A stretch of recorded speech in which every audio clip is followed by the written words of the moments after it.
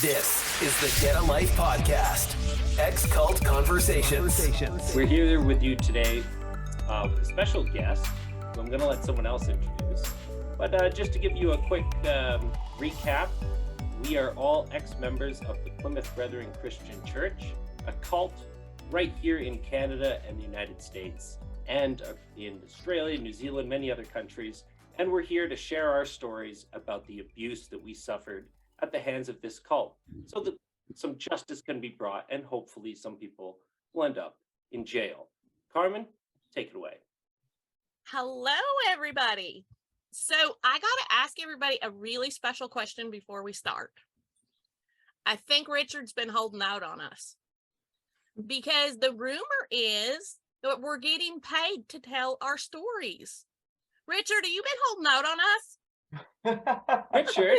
Oh, that I would know be me and really Cheryl nice. aren't getting paid. I know me and Cheryl aren't getting paid, so it has to be you and Lane. I wasn't in on this one. I'm saving up for my next vacation, and I'm struggling, so please hand it over. Direct Well, I deposit, Venmo, I'm good with any of them. Just pay me. I still take Bitcoin. Yeah. Sweet. Yeah, we'll leave it all to you guys. I'll leave it all to you guys in my will. So Okay. How generous. How generous.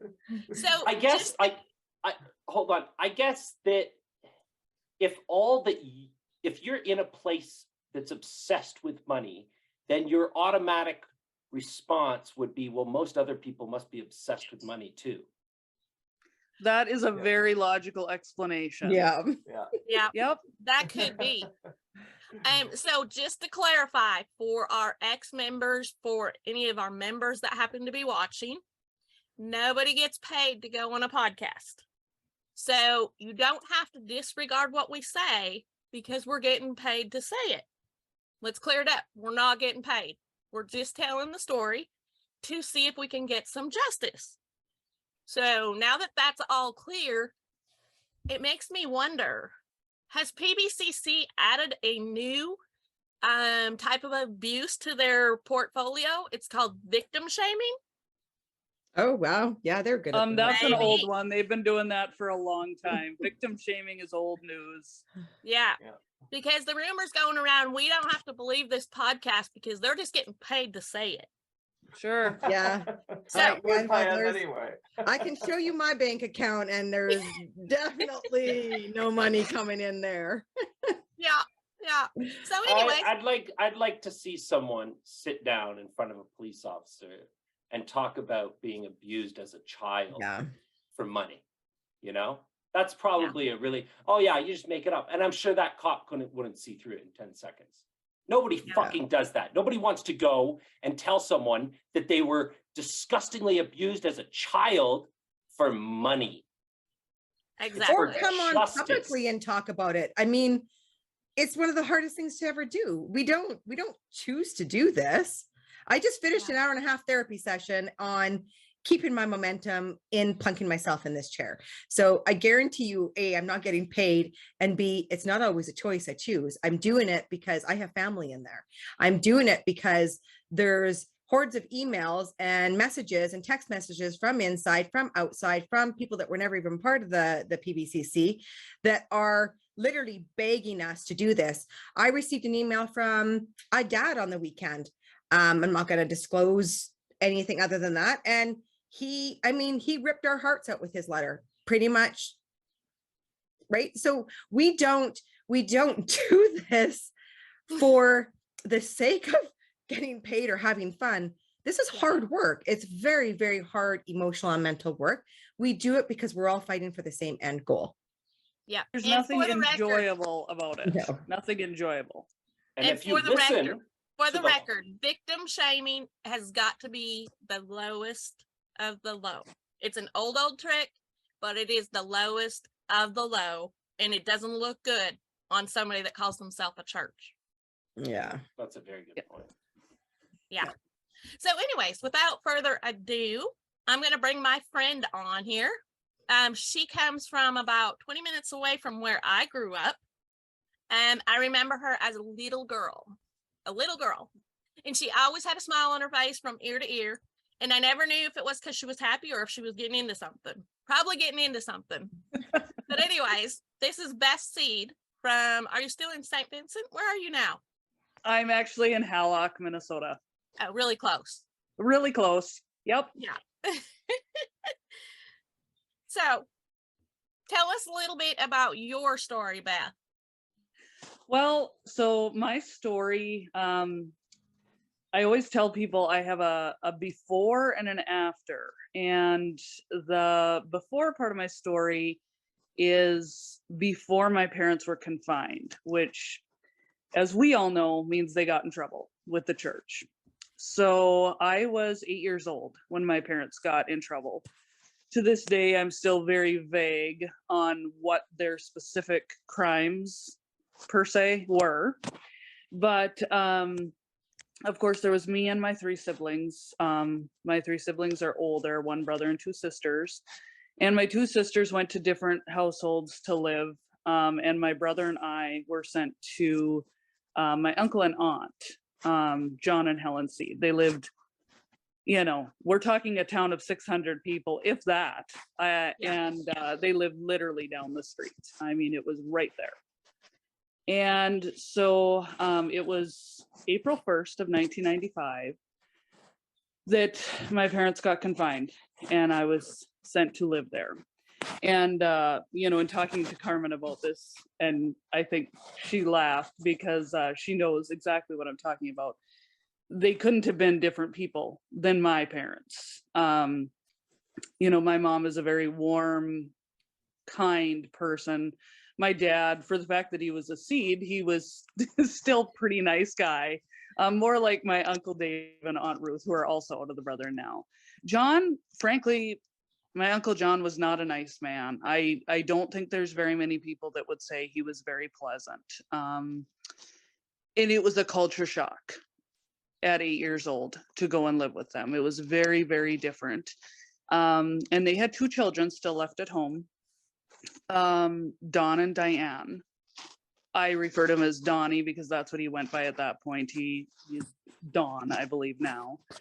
And they're both older than me. And it was almost immediate after I went to live there that I started being sexually abused by Donnie. And I did not tell anyone this. I didn't tell anyone this for years. It wasn't until I started going to therapy just a few years ago that I finally actually talked about this. If you had asked me if it had happened 10 years ago, I probably would have lied to your face and said it didn't, because it was something I could not think about. It still is very hard for me to talk about it, to think about it. It's shameful. And I know I've been to therapy. I know I don't need to be ashamed, but you still carry that dirty feeling. Yeah. And so it was about 2 months after my parents got confined, in June. I was over it. I was over the whole thing. I wanted to be with my dad and mom. I didn't like what was happening. I was scared and I just wanted to go home. And so one day after lunch, I told my aunt I was going out to play in the yard, and I just went home. And I remember just, strolling in the back door. And what people don't realize is, like, you did not do that to people that were confined. You did not talk to them. I was not supposed to see my parents face to face and talk to them. That was not allowed. And I just walked in the back door. I remember my mom, immediately, she was crying, and I'm looking back, I'm sure she was thrilled to see me, but I was just like, oh, hey, yeah, I'm home, kind of over this, and just ready to be home. And she called my dad, and he came home, and they were both talking to me, and, well, Beth, like, we get that you want to come home, but the best place for you is with the brethren. And they sent me back. Wow. And it's something, and I brought it up to my parents, that it's something that I struggle to forgive them for. I do. I don't know if I'll ever wholly get over it. Yeah. Because yeah, they didn't know what they were sending me back to, but I did, and I didn't want to go back, and it was a cry for help, and nobody heard. Yeah. And so I went back. It happened repeatedly. Every opportunity that he had me alone, there was some touching at the very least. And it was only when I got smart enough to never be alone with him. I was never alone, period. I wouldn't let myself be alone. I made sure that I was with somebody all the time. So it was a period of about, I was probably 8 to 10 years old that it happened. And I didn't feel like there was anyone I could talk to because, you know, I didn't have my parents. I was living with his parents. And I'm sorry, but in my opinion, most parents are going to take their child's side, you know, and that's how I felt. It just felt like I was very alone. I was extremely emotional. I cried all the time. I was sick all the time. I remember being like ill, literally with colds or fevers or stomach flu, week in, week out while I lived there. And I'd never been that way. And I think it honestly was the mental toll that it took on me. The trauma. Yes, the trauma is exactly right. And, you know, I was telling Carmen, I said, you know, I was so ridiculously innocent at 8 years old. Like I truly did not know that boys had different parts. Like that is how innocent I was at 8 years old. And that was gone. And, you know, I know it changed how I view relationships. It changed how I view the people in my life. It changed how I handle everything. It changed me. And it's something you can never, ever get back. No. And so anyways, to fast forward a little bit, I left the Brethren in 2008 when I was 21 years old. There was a number of factors that contributed to it. You know, I just felt like things were no longer making sense, but my driving thing, the straw that broke the camel's back, if you will, was, you know, I saw him, my abuser, living his best life. He was married, children, and suffering zero consequences. He was just happily living, you know, and no one cared. And it was like, okay, well, I'm not the only one he did this to. I know there were others that he touched. How much of this is still going on? And I just needed to get away. I was done. I was running away. I was out of there. And I totally put it out of my mind. The Brethren, everything to do with it for about 10 years. And then, well, it was actually more like 11 because it was in 2019. I really suffered almost a complete breakdown. I mean, I was crying all the time. I was struggling to process. I was suicidal for sure. And I started seeing a therapist, and I didn't talk to him about it, what had actually happened, for about probably 6 months. And when I finally in one session did, he said to me, he's like, I've been waiting for this. I knew it was. And in the process of going through that, I decided to let my parents know that this happened. I decided that I needed to make sure that this was not still going on. So I believe it was May 22nd of 2020. I emailed my parents a long email. At that point, I should clarify, I was still in contact with my mom once a week. I talked to her once a week on the phone. I had never been told I was confined or withdrawn from. And we had not a perfect relationship because they certainly didn't like that I questioned things about the Brethren. They never want to hear anything like that. but I wrote them a long email explaining everything that had happened. And the initial response I got back was, Beth, we need some time to process this.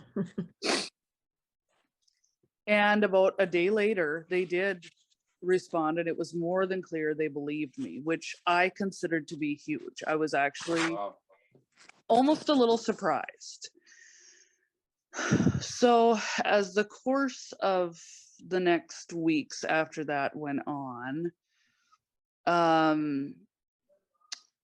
I talked to my mom a lot more on the phone. There was a lot of emails exchanged. And at one point she called me. I can still see it absolutely vividly. It was in the morning. I was getting ready to go to work. I, saw my phone ringing and sat down on the edge of the bed and was talking to my mom. And she said to me, so the priests have contacted Donnie. I'm like, oh, okay. Yep. And he admitted everything. Wow. I'm like, okay. She said, then he asked if he could come over and meet with me and Dad. So meet with my parents at their house. And she said he came over and sat down at the kitchen table, and she said he told us everything he did. And I immediately ran to the bathroom and threw up. I feel sick to my stomach thinking about it now. I hate the thought that he remembers it, because I don't want to remember it. Yeah. And the thought that he told my parents was almost more than I could handle. And while there's a part of me that says, oh, good, he admitted it, that's something. Why are you remembering every detail and telling my parents? I mean, why?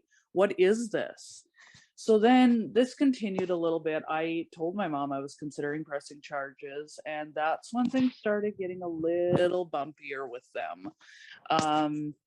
Well, the brethren are dealing with this in their own way. And, oh, okay, well, can you tell me what's happening? No, we can't discuss that with you.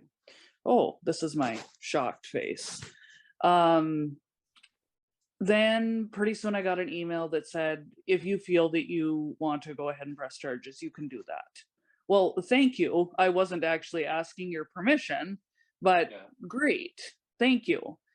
Then it gradually, so that was in May, by about mid-July, it was turning very much more, the brethren have this handled, don't worry about it.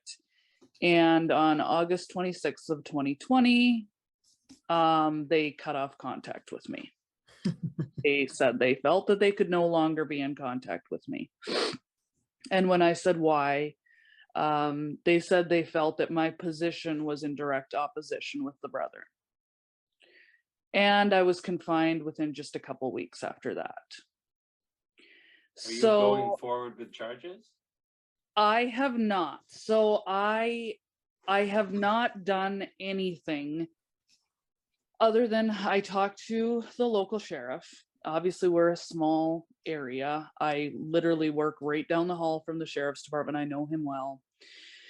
And he said, you can absolutely press charges. You can absolutely file a report. Yeah, I guess they would press charges, but I can absolutely file a report. But he said, I just want you to be prepared for the fact that since he was a minor as well, because he was a fair bit older than me, but he was still a teenager too. The odds are it wouldn't go anywhere. Wow. Nothing would really happen. And I would have to be willing to talk about everything. And I don't know if I can do that. I don't know if I will ever be able to do that. How much older was he than you? 5 years. Yeah. So 5 still, years. yeah. Yep. And I mean, there, he said to me, the sheriff said to me, he said, did he know it was wrong? And I said, well, the fact that he told me not to tell anyone that, you know, he would always make sure there was no one else around. I mean, he literally shoved me in a closet a time or two when someone came into a room. He knew that what was happening was wrong. So there's no question of that in my mind. But in the eyes of the law, Yeah. how much can you do? And I think a lot of people don't understand like how hard it is on us.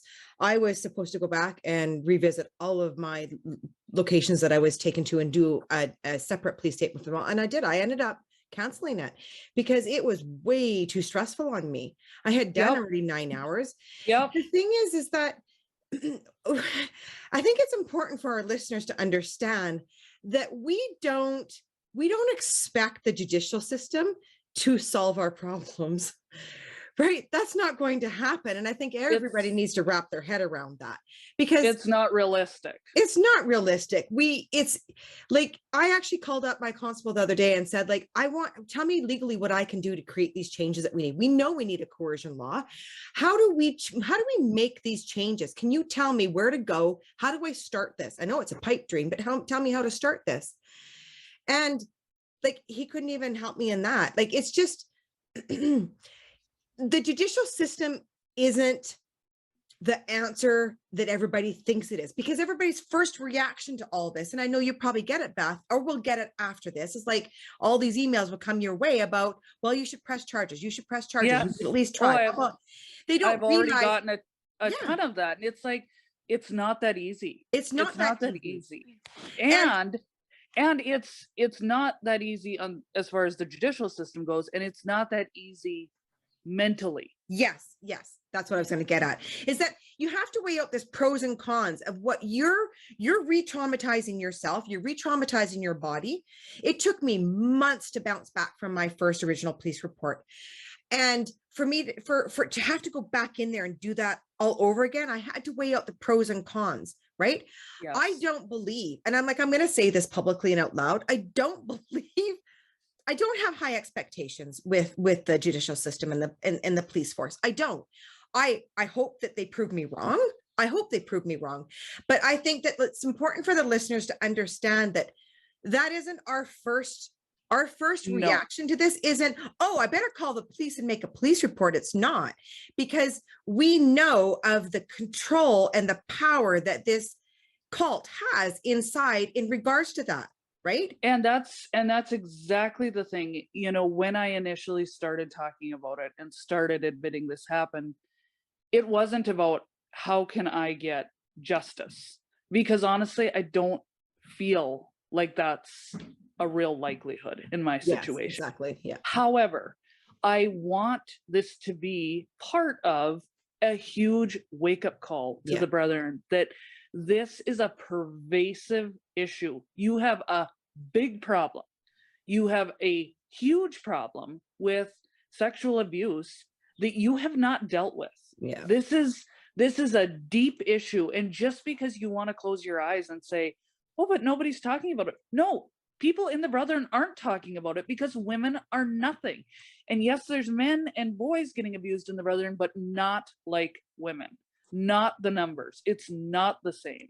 And it's like, you need to wake up and do something about this. This is a real issue. And that's where, to me, that's where it is worth talking about. Because no, I might not get the answer that I want. I might not see my abuser actually punished. However, if it does stop another child, another 8-year-old from being abused, then I got what I needed. That's what I need. Yeah. And it is very much about having these conversations, right? We have to have these conversations in order to realize that we're also not afraid of coming forward and telling what we need to tell, but it's also to just make the whole globe, the whole global, everywhere that the PBC touch and reach, aware of what's happening inside there, right? Yes. Like it's a huge wake-up call that has to happen. And I don't believe we have to have the judicial system behind us. I don't think that's where we get. I believe that that's not where we get a lot of our change from. Our change comes from community. It comes from the voice of the people, gathering enough people together to let the government know we need change, right? And that's what we have to do. We have to come together in huge numbers in order to try and bring about some sort of change. And I mean, honestly, if you sit back and go to the only way that we're going to get a hold of this, if this group, is through a coercion law. Yes. Yep. Right? No, We have to start. we're so limited on what we really can do because they have a lot of power. And I don't think people realize, their numbers are small, but they have huge money behind them and they will stop at nothing to protect themselves. And it's like, well, something has to change. Someone has to wake up and deal with this. And I mean, I remember seeing, physical abuse happening. I mean, obviously the sexual abuse, I mean, there was myself, but I mean, I saw my abuser abuse multiple other girls. This is a big problem. This is a big problem. And my parents asked me to name names of these girls that he saw. That was one of the things the brethren really pushed me on, was to name names.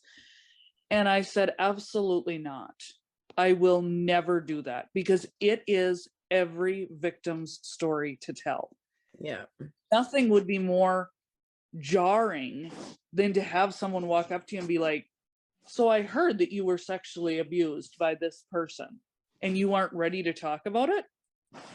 I told somebody not that long ago, I mean, if you'd come up to me at age 18 and said, were you sexually abused? I would have looked you right in the eye and lied. I would have said, nope, not happened. Hasn't happened. Not a thing.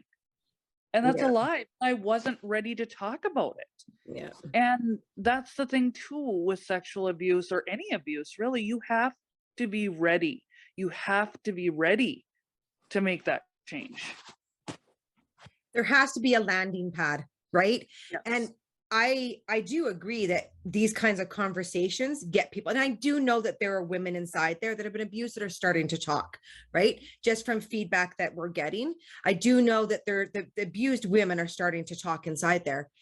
I mean, it took me 30 years after leaving to be able to come out, and I had to make sure that I had a good enough landing pad to do it. I had to, it was a documentary, it was Richard coming forth, it was David Wallace's political stuff, and I knew that I could squeeze in here and be able to drop my story and know that it wasn't going to get flushed down the toilet, because the shame is huge. I think that's the part that you feel so dirty, you feel so I can't even explain it. You feel like a monster inside, that they've made you feel like that, right? Yes. And so you feel like, what did I do that caused this to happen to me? Yeah. Because this must have been me. Yeah. This must have been me. I must have deserved this. Yeah.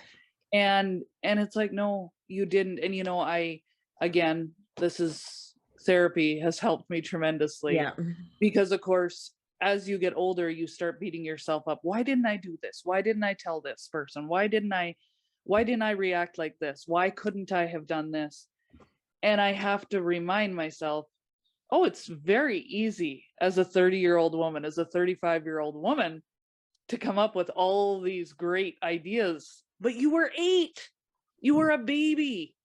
8, 9, and 10. That's how old I was. Well, I have nieces that are 8, 9, 10, and I think they're babies. If someone did that to them, it's Did you find that because it happened under the umbrella of the control of the PBCC, that it added this extra element of fear and this extra element of restriction in being able to come forward and talk? Like, it's like we had to fight our way out through a few monsters versus just for sure a monster. There was just so many monsters you had to face in order. So many monsters. Yeah. And for me, so when I initially left the Brethren, so I knew I had seen a couple people locally try and leave that literally were stopped trying to leave town and suddenly were sent to Australia for encouragement,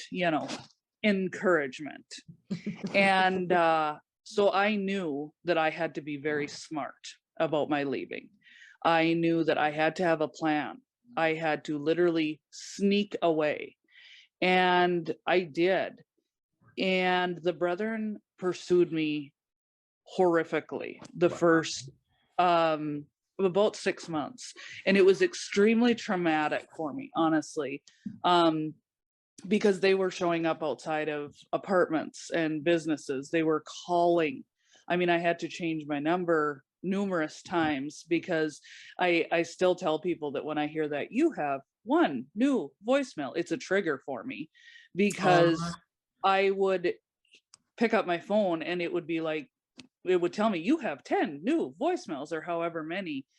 And it was absolutely overwhelming. I mean, I've heard since then they hired a private investigator to try and find me. I mean, it was very, very intense. And it absolutely pushed me into, I won't talk about this. I won't acknowledge this. I'm running away as hard and fast as I can. And I didn't even come to Pembina. You know, Carmen knows right where that is. Yeah. And I didn't even come there because I didn't want to be seen by the brethren. I was that scared for years. And it took therapy to get me to the point where I'm not scared of them anymore. They're not going to beat me. Yeah. And so when you say you're getting through more than one monster, that's part of it. Like, I had to get over my fear of the brethren themselves. Yeah. And then start dealing with the fact that, I mean, I still see my abuser around town. I had this spring, I literally ran into him face to face in the post office, and it was devastating for me. It honestly was. I can't see him without starting to shake. And it makes me mad because I should be over this. I'm strong. I am not 8 years old anymore. But when I see him, I'm right back in those same situations. And it's out of my control. Yeah. And it's the part that I don't know whether you ever get over. Yeah. And I'm scared to think that I am 30 years on from this. I might be 50 years on from this and not over it. Yeah. And that's a hard thing. It really scars a piece of our soul, right? It scars a very, very sacred part of us that I think takes a very, very, very long time. I know if I was to see Ellen face to face, 100%, I would go back into, I know I would retreat back into that. He just had this presence of owning me, right? Yeah. And I think all we can do is make sure that we're having these healthy conversations. I do therapy. I mean, sometimes I have 2 therapies a week, right? Therapy is my key, right? And I think the more that we take action and we find ways to kind of fix the problem, we're trying to create this movement, right? And I think for myself, it's given me healing on levels I didn't think I was able to get inside. Because now I'm going in and being like, instead of focusing on everything that happened to me, it's like, let's try and focus on what we can do to protect those children that are in there. So I guarantee you again, we're not getting paid to do this. This is our passion. This is our parts of us that are so scarred that literally will walk with a crutch for the rest of our life. That's what motivates us to be able to do what we're doing. I want to know that no one is going to deal with what I dealt with. And, you know, I told Carmen when I talked to her last week, I said, you know, it's something that just hit me not that long ago. The brethren like to, you know, tell you that they're so, like, they're such a supportive group. They support each other 100%. They don't need anyone else. They absolutely have each other. And I said, it's such a proven thing. It couldn't be more wrong, because I felt like I was the only one that was going through what I went through. And then you start talking about it and you start hearing the stories and you realize that there are hundreds and hundreds and hundreds of other people Yeah. that have gone through these same things that you did, that you're not alone, but you felt totally alone. And it's like, wait a minute, if I'm supposed to have this amazing supportive network because the brethren are so amazing and supportive, how come I felt totally isolated and totally Yeah. alone and completely unable to talk about this? It So doesn't did add he, up. when he confessed what he did, was there action taken in like with the police at that point? Did they No. contact the police? They didn't contact the police at all, because I asked the sheriff, I said, did you hear anything? And he was like, no, the first I'm hearing about this is from you. And so no, I mean, nothing involving law enforcement. Nope. And they wouldn't tell me anything that was, did they make him go to therapy? Well, since they don't really believe in that, I'm gonna say that's probably a no. Did they change anything? I do know, the one thing I do know that happened that my mom told me is he was working at the school, and they did make him stop working at the school. So I do know they did that. And I remember thinking, whew, okay, if nothing else happens, one good thing came out of this. Yeah. But there was so many different things that were said. I mean, I can't even tell you how many times I went to therapy, literally yelling, crying, losing my mind during this time period, because it was just such a, pardon my language, it was a mind fuck. I mean, it really was. It was like you're reliving some of the worst times of your life and having to really come to the realization that, okay, great, your parents believe you, but they're really not going to help make sure that this person that did this to you faces any consequences at all. And I did, actually, it was the week before they called and said they would have no more contact with me. I straight out asked, how can you break bread? That's their term, but how can you break bread with the person that did this to me, but you can't break bread with me? Yeah. How am I more evil than that? And they Was there a could not response? answer me. They didn't They respond. could not answer me. No. They choose And I thought, pedophiles over their own family. I thought, how can you justify that? Yeah.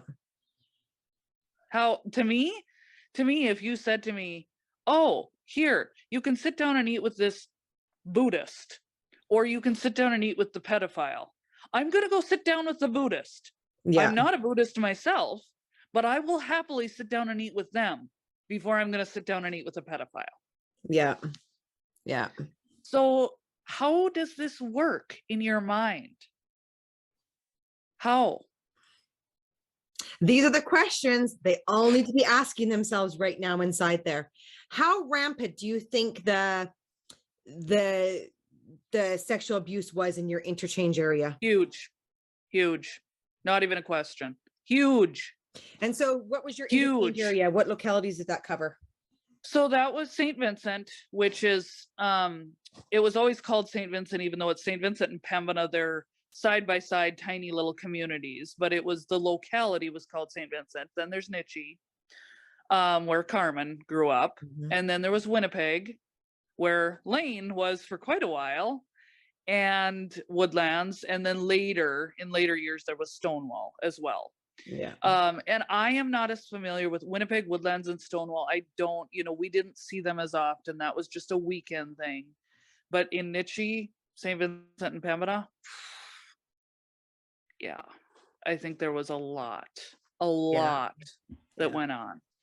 Yeah. So we kind of, when we talked about the things that in the PBCC culture that lead to this, and we talked a lot about the treatment of women.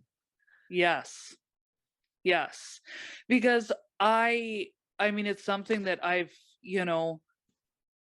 what is it, with age does come a little bit of clarity. There's no question. And, I look back and I think, my mom is one of the smartest people I know. I mean, really, she's brilliant.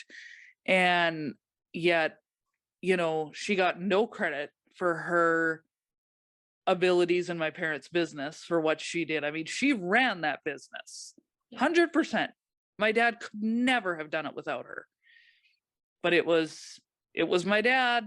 If you ask the brethren, it was my dad, 100%, you know. Wow. And I just think she could have done anything. But I do know, if we want to back up to when they got in trouble, I do know that one of the things was, so the brethren had just started a little school in St. Vincent, kindergarten through 8th grade in 1994, the fall of 94. And so it had a worldly teacher that taught K through 8.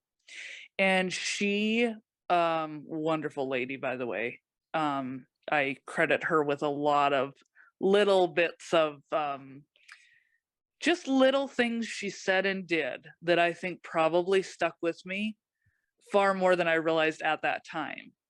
But she did not like to teach math. Math was not her strong suit. And so she had asked if someone could come in and be like a teacher's aide. And my mom, like I say, was very smart. And so, sure, she would come in and teach math. So she taught 4th grade through 8th grade math, algebra, and geometry. And so she was at the school from like 9:30 in the morning until noon every day. And I know that was one of the things they said was that, like, she wasn't paid for this, by the way. She just went. And that was one of the supposed issues, was that she was working outside the home. Which, incidentally, there are brethren women working outside the home now. Married brethren women. We have them in this area. And so I want to be like, oh, so like a million other things, the Lord turned a corner on that one too. Another big corner. Yep. Yeah. Big corner. Beep, Another beep, big corner. turning. You know what? Yeah. Though, it really comes down to. And you know, by the way, I did call them out on that one time too. I said, so please explain to me then. The Bible refers to our one unchanging God. So how exactly does this work? And they didn't care for that either. Yeah, I quickly learned that a lot of the things that I questioned that they didn't like, they just simply didn't answer. I just simply didn't get a response, or I was told I was, you know, I was being ridiculous. So. I liked messing with them too. They told me, they accused me of turning my back on God. And I said, well, isn't God everywhere? Yeah. So Yeah. He'll be in front of me still. Yes.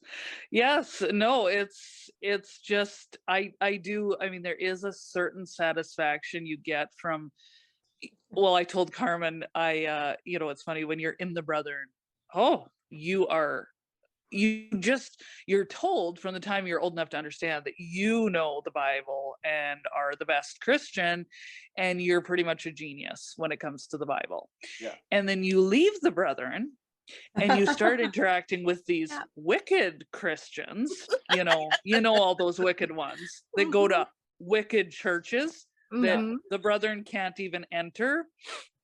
And you realize that these wicked Christians know way more than you do.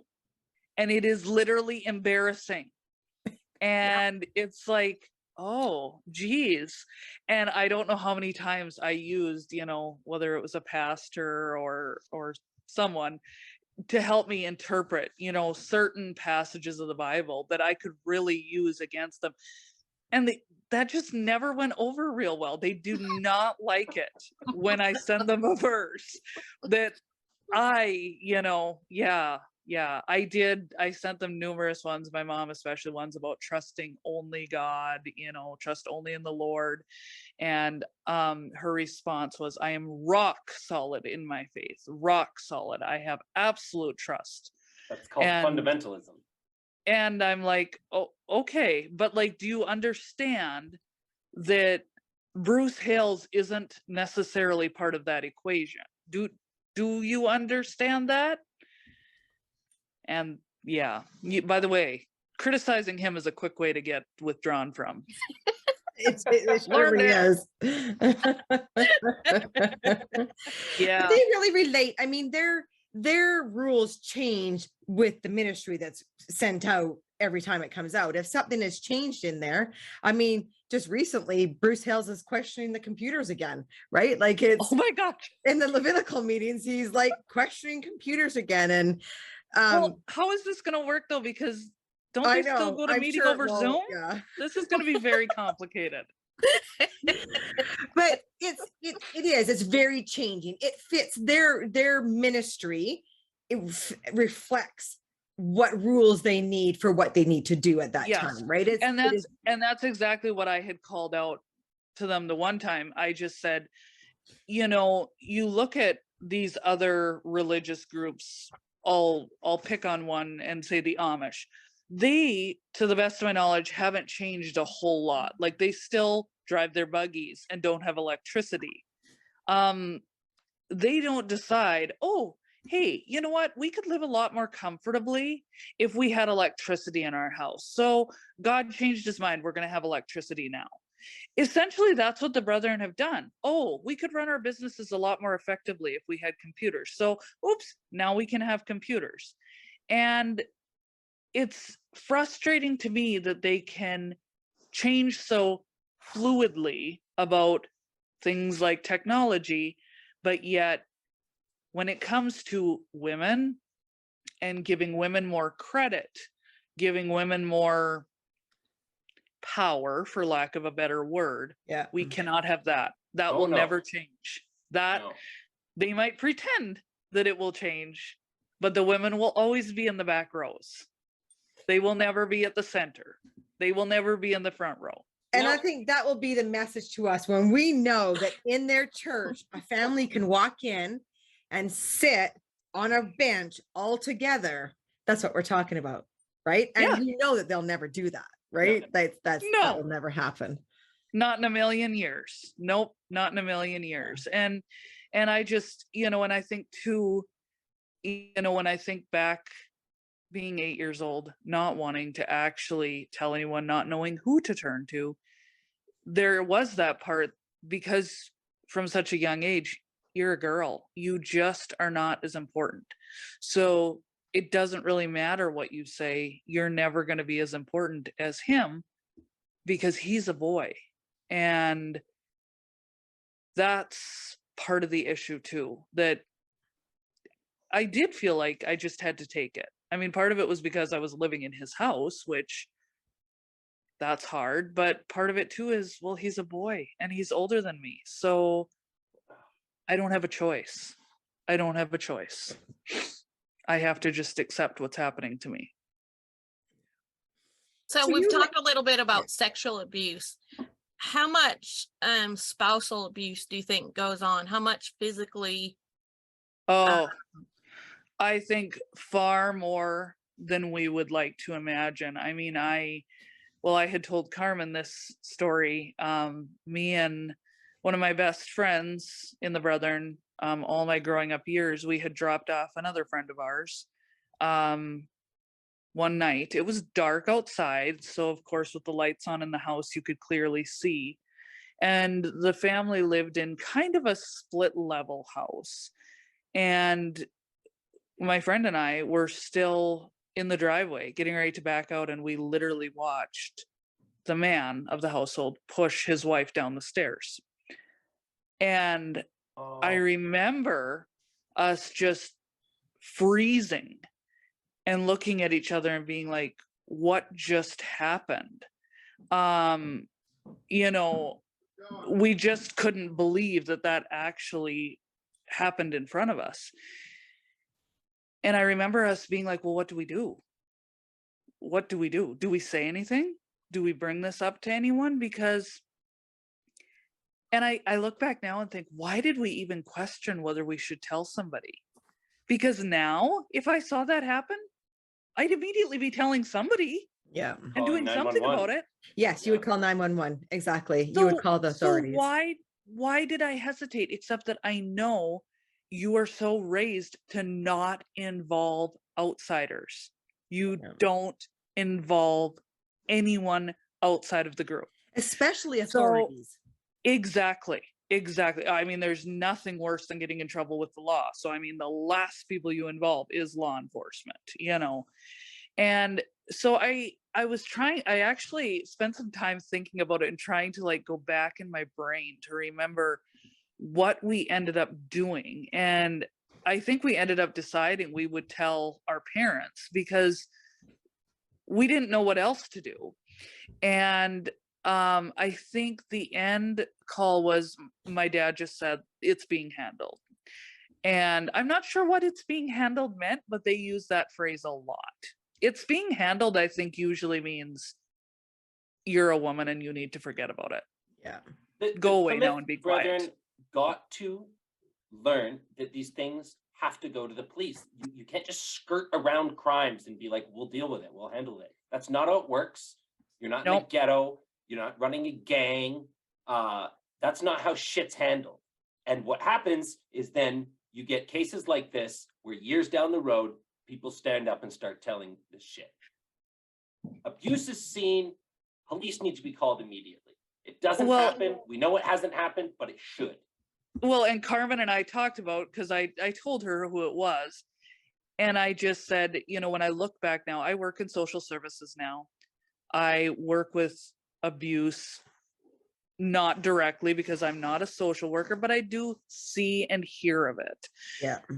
More than I probably would in other fields. And I look back now at that woman that was pushed down the stairs and think about how she carried herself, how she acted in meeting, out of meeting. And I think that was an abused woman. There's not even a question in my mind. That was not an isolated incident. I guarantee you that there was regular abuse going on there. And to take it a step further, that was physical abuse, but I also have thought numerous times, you know, there is so much about wives being submissive to husbands. How many times is there marital rape? Yeah. That they wouldn't call it rape. They would not call it that. No. Because, well, she's his wife. She has to. But you're allowed to say no. Even if it's your spouse, you're allowed to say no. They don't but teach not in them there. anything about consent. No, They don't teach they it. don't. Oh, interesting that you say that, Lane, because I actually was thinking that too in reference to all the, like, the abuse that happens among like like in my case where it's a minor abusing another minor. And I think part of that comes from there's no education. There's no sex education at all. So some of it, not that I'm excusing it at all, but some of it is exploration because kids don't understand what's happening with their bodies. And it's like, well, you need to educate them. You don't let, like, now I look at, you know, my friends have small children and, you know, they teach them, if anyone tries to touch you, you tell me. If anyone tries to touch, we never heard that. I never heard that in my life. It wasn't talked about. Never. And it should be. Absolutely. Yeah. That's a really good point. Like, and I was talking about that with someone else recently about their schooling and how their biology class was this is in a brethren run school in North America, one like 30-minute class that separated the men and the boys, and the boys were told women have periods. That's your sex class. That's it, huh? And the women, hey guys, guess what? You guys get periods. And that means you get that was their sex class. That was their sex education. And I've talked to young women in and out that describe not knowing what to do on their wedding night. So this is no lie. This is something insane. Well, I'd rather not necessarily think about this, but I do remember. So right before I left, my oldest sister was getting married. I literally actually put off leaving for a few months because she announced she was getting married, and I knew me leaving would be devastating to my family. It's one of the hardest things you have to deal with when you know you're going to leave. You know you're going to hurt people that you love. So I put off leaving because I wanted her to get married and be happy. And I remember my mom hearing her saying, that she was going to have a talk with Linda. And I remember her saying, yep, you need to know a few things. Your dad knew absolutely nothing. How embarrassing is that to think about? My dad, I don't want, it's gross to think about, really, but my dad knew nothing. That's how terrible is that? 13-year-olds, 14-year-olds know more just from school. Yes. Than we did, and some of these women and Beth and these people, right? That were adults in their early 20s getting married. Yes. Obviously virgins, because that's the only thing the church accepts. And Yep. And they don't even give them a sex education. They literally didn't know what to do. No. And I just think that, how it makes me cringe, how embarrassing and awkward. And this is a true story. There's a ex-member I've spoken to recently that thought that the brethren used artificial insemination. He believed that until he was in his early 20s. Oh my. Because that's what they never talked about it. Family never spoke about it, never learned about it. No one in his family would say a word about it. The brethren never mentioned sex. If you say tits, they get red in the face and get infected. Yeah. And I remember, when I first left, you'd hear certain terms, sex acts, names, whatever. And it was I have no idea what you're talking about. Not a clue. Literally, here, let me pull up Urban Dictionary because I need to know what this is.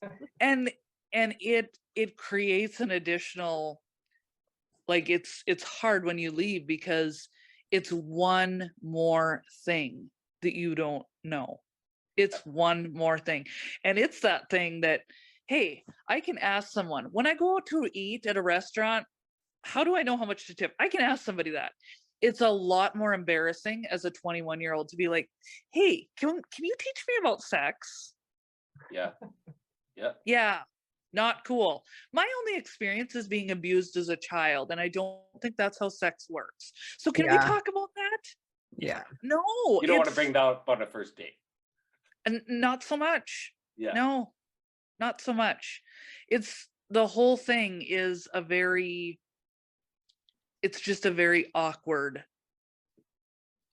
situation. And then throw in how many of these totally, I was going to say innocent, but they aren't necessarily innocent in a sense, but all they know is abuse. They don't know what a healthy relationship is supposed to look like. Yeah. They don't even know what healthy sex is.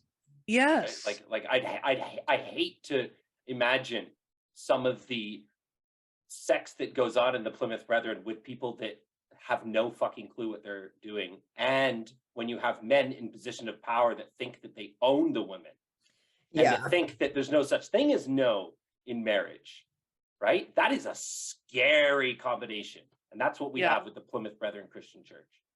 Yeah. So after Beth and I talked last week, I did a little bit of research. And according to the Domestic Violence Research Organization, one of the most prominent causes, and probably the biggest cause of spousal abuse, is a family history of abuse. So what does that tell you? It's because the women do not know, the women do not know and do not stand up and say, this is wrong. Yeah. And in doing that, what they're teaching their kids is, you need to accept this. Yeah. And that's why it continues for generation after generation. The family that Beth was talking about, that mom would never have stood up to her husband. Never. She was a mousy little thing.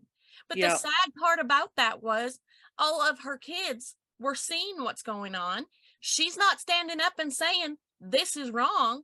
And that's why it continues.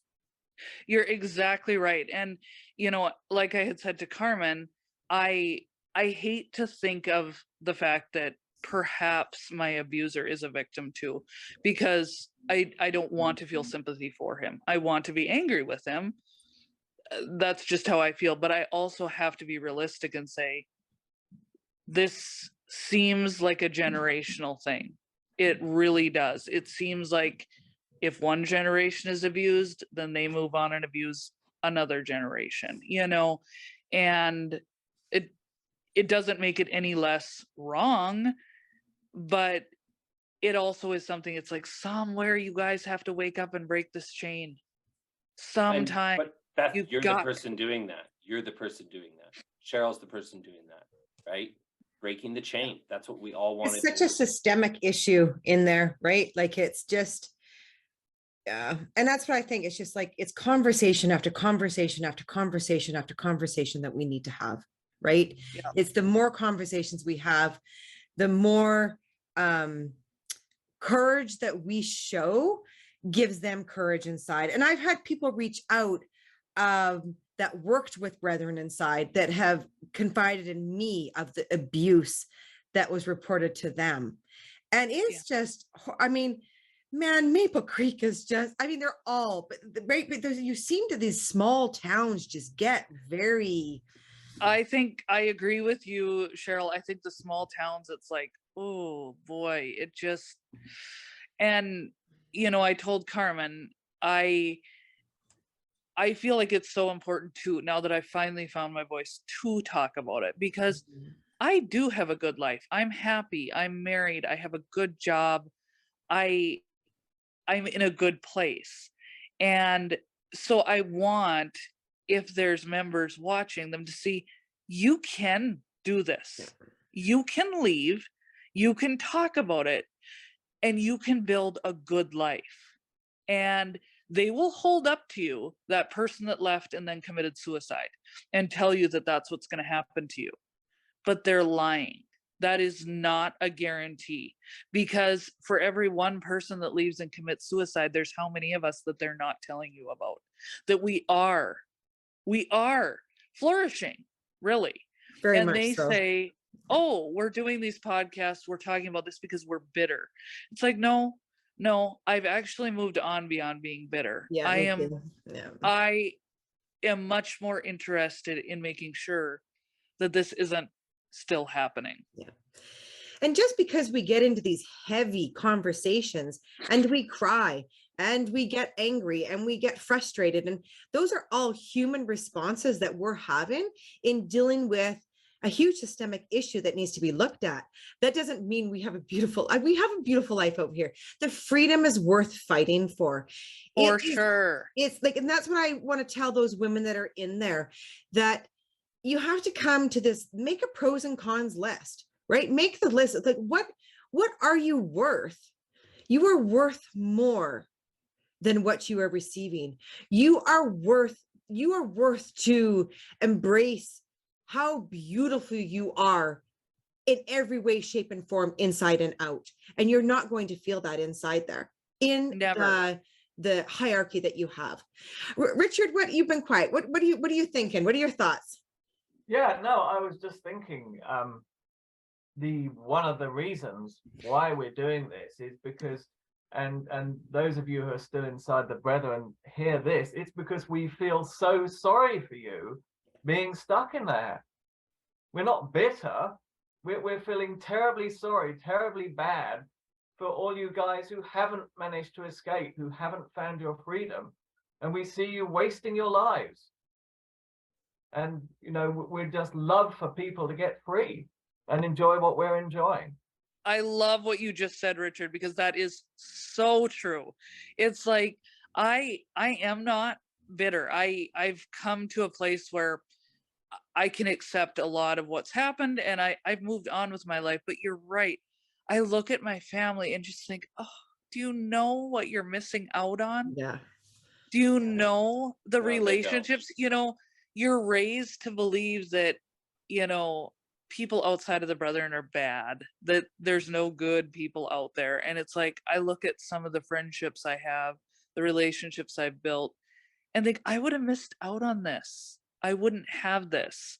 You know, how many friendships do they miss out on just because they label those people as bad without ever giving them a chance? And it's like, I feel sorry for you. I want you to get out and experience real happiness. Yeah. They believe in a false God. I can guarantee you that when you leave, you'll have a much clearer picture Yes. of Christianity. Yes. You'll have a much clearer picture of God. Yes. You won't realize how distorted your beliefs are inside there. When you get Yeah. out, yeah, that distortion is taken away and you realize what a lie you've been living. Well, and it takes time. You know, I had told Carmen this too. You know, it takes time. I didn't leave and immediately say to myself, "Oh, I was in a cult." It Oh, yeah, takes exactly. a Yeah. long time to accept that that's what it was. And it takes a long time to deal with the brainwashing, because it was years before, you know, something bad would happen. Say the car breaks down, something like that, and oh, that's because I left the brethren. Yeah. And it's because you're conditioned to believe that your life will crumble when you leave the brethren, that everything will happen. And I told my parents, actually, in one of my letters to them, I said, you know, the brethren used to preach. I don't know how many times I heard, you know, preachings on, you know, narrow the way, you know, that's the brethren way. It's the hard way. It's very hard. You know, if you go in the world, it's the wide gate, you know, and you just want an easier way. And that's why people choose the world. And I told my parents, I said, it couldn't be more wrong, because I said, if I wanted an easy, here, do this, go here, do that, be this, I would have stayed brethren. Yeah. Leaving is the hardest thing I've ever done and will ever do in my whole life. Yeah. It's the scariest thing I ever did. And I left knowing full and well that I would probably never see, interact, however you want to say it, with my family the same way again. And that is a very hard thing. There's nothing easy about that. Never mind all the other things you have to navigate when you're literally dumped into a world that you're completely unfamiliar with. But there's the emotional, and it's like they don't understand that. They think, oh, you just want an easier way. No, that's actually far from the truth. Yeah. Yeah. What would you say is the biggest blessing that you got from leaving? Like when you look back at your life, like what is the biggest? I would say freedom for me. Yeah. You know, the freedom to do what I want to do, live where I want to live, love who I want to love. I mean, these are big things. You don't realize how important freedom is when you've never had it. They don't realize what they're missing because they've never had it. And for me, it's huge. And I have, you know, people laugh at me, call me a crazy cat lady because I love my cat. I have a cat and she's the sweetest, but we couldn't have pets. Yeah. It's a big deal. It's not, I mean, it's a simple little thing. It's a pet, but these are big things when you're told no. Yeah. And, you know, so it's just little things like that that I do appreciate about my life. The ability to, oh, hey, guess what? 7 o'clock at night, and guess who doesn't have to go to meeting? This girl. Or prepare for like the interchange or 3-day meetings and cook a million meals and, you know, be running around ragged. I mean, when we think of our mothers, right? And like what they had to do. I mean, Carmen completely experienced it as a mother in there. Yes. Richard would have witnessed what it was like as a man watching his ex-wife be, you know, running around like a chicken with her head cut off, right? I mean, those women are slaves. Sorry, go ahead, Richard. No, 100%. My mother and my ex-wife. I mean, it's hard work. And there's no options. You can't just say, I don't feel up to it today. No. You have to prepare a meal for 30 people. You just get your ass on with it. Yeah. Yep. Had a baby on a Wednesday night, had interchange overnight companies Friday morning. Wow. Yeah. No. And that was baby number 4 in 4 years. That women are slaves. Women 100% are slaves in there. They are their slaves. And that's why they keep them so submissive, because they need to be in that submissive role to be able to make them do what they need to do. Right. Yes. 100%. No, it's sad. It's very sad. The lives that they actually lead, you know, or lead. Well, we are very appreciative of you coming on, Beth, and telling your story. You're welcome to come on at any time you want to have a voice. And Well, thank you for having me. It's never easy to talk about these things, but I do think it's important. it is very important. Yeah. Thank you very much. Yeah. Okay. Until next time, folks, take care. To share your story or be a guest on the show, email info.getalife@proton.me.